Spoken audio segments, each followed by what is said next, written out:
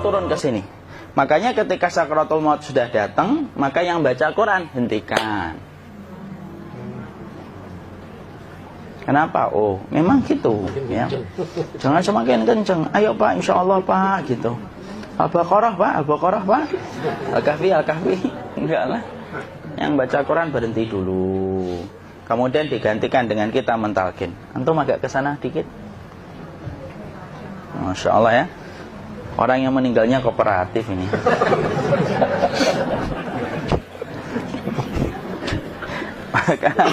maka agak ke sini ya. Maka disunahkan kita untuk mentalkinnya. Nanti ketika mentalkin jangan terlalu sering, jangan terlalu membebani. Jangan terlalu sering itu la ilaha illallah, la ilaha illallah. Enggak gitulah. Berat nanti dia ngerasakan. Di situ Imam Qurtubi juga menyampaikan, jangan terlalu sering karena itu memberatkan dadanya. Jadi ketika mentalkin, saya sampaikan, boleh diganti atau enggak Ustadz? Enggak lah, talkin itu ibadah. Ibadah itu tauqifiyah. Tauqifiyah itu enggak usah diganti. Karena Rasulullah mengatakan, lakinu ala mautakum la ilaha illallah. Talkin orang yang meninggal di antara kalian dengan la ilaha illallah. Enggak usah diganti Allah Ustadz yang lebih singkat, lebih pendek. Enggak usah. Subhanallah Ustadz, enggak usah. Kenapa? Karena talqin sudah ditetapkan ucapannya oleh Nabi, begitulah kita mencontohnya. Jadi tidak usah diganti. Cara mentalqin, jadi kalau keadaan sudah tenang, tolong kalau sudah sakaratul maut jangan ditinggalkan. Karena sesungguhnya pertempuran setan itu pada detik-detik kematian semacam ini, dan betul-betul berusaha untuk menjadikan dia murtad.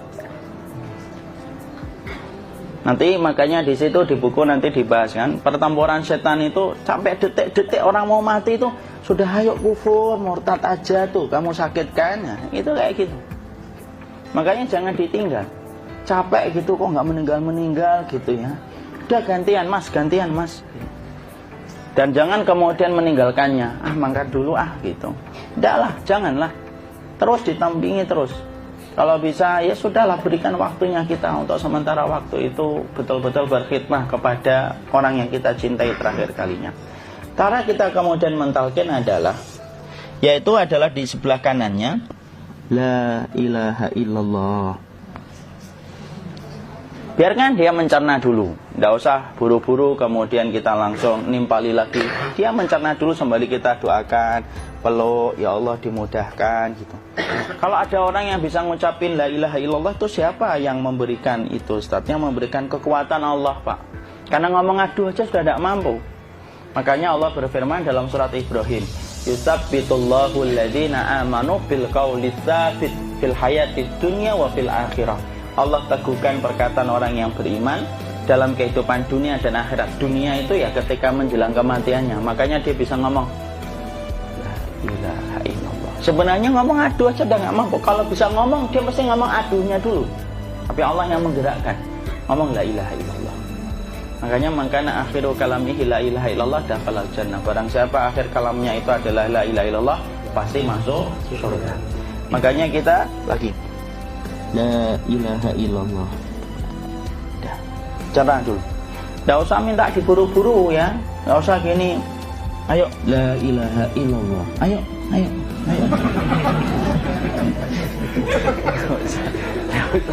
Tidak usah gitu. Ya, biarkan dia pelan-pelan gitu.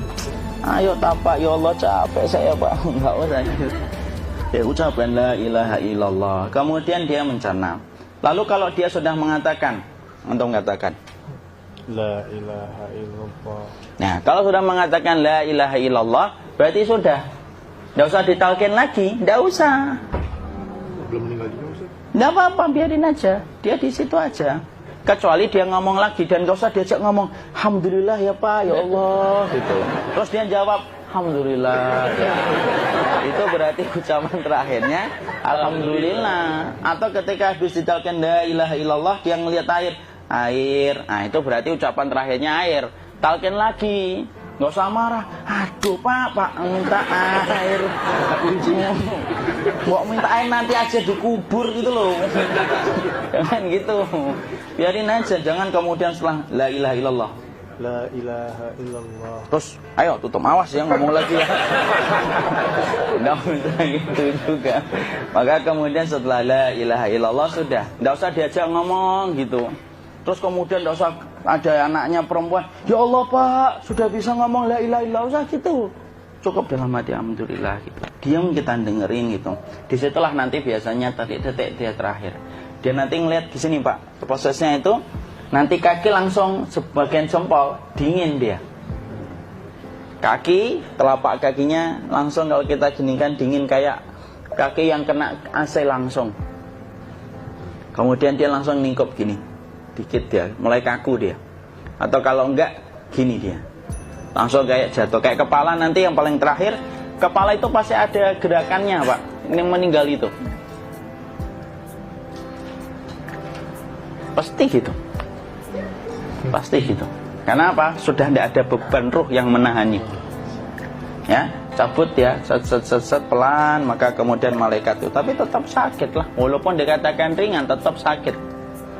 Maka kemudian sakit gitu. Set ngelewatin sini.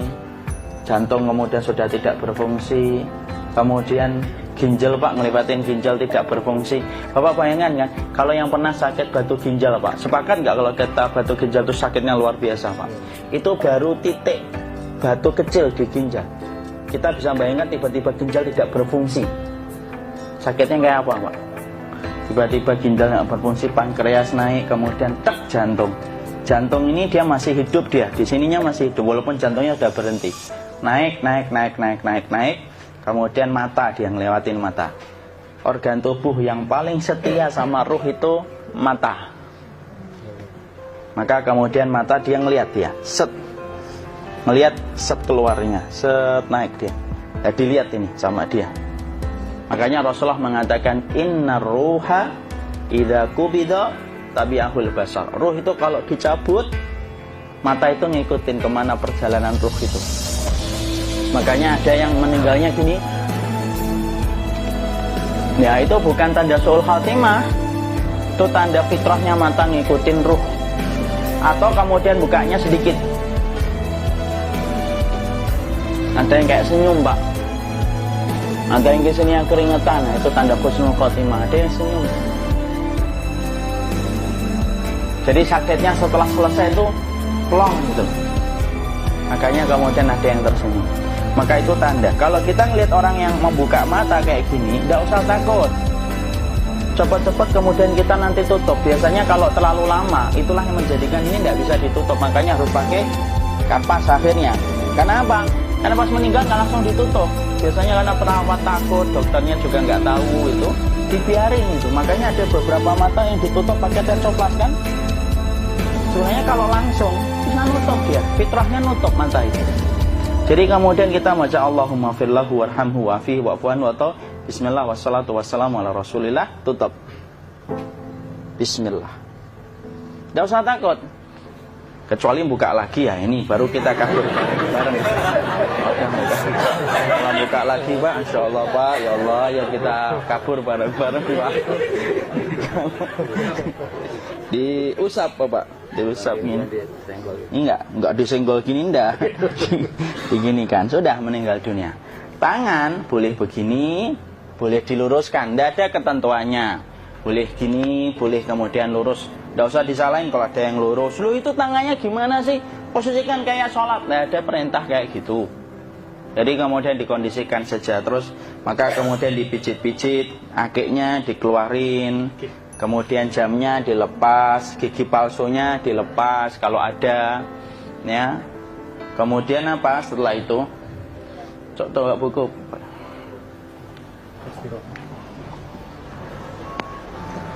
Kemudian kalau bisa awal-awal kemudian taruh buku atau sesuatu yang agak berat di perutnya ketika baru meninggal dunia. Kenapa kemudian ditaruh kayak gini? Bukan apa-apa, supaya membantu sisa-sisa pencernaan dia untuk keluar. Nanti Pak, biasanya kalau kita taruh agak yang berat gini atau kemudian kita gini-gini kan, ini udah makan belum Maki? Udah makan belum makan kok udah gede ya? Maka pencet-pencet kayak gini biasanya nanti ketika dimandikan, nah pas dimandikan diginikan saja.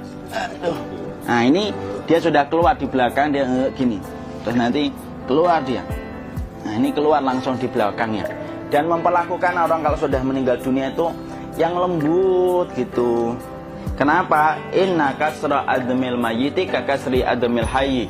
Mematahkan tulangnya ketika orang sudah meninggal dunia itu lebih dia rasakan sakit ketika mati daripada ketika masih hidup.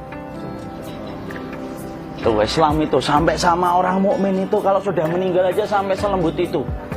Kok hidup kasar itu kebangetan dia jadi orang itu.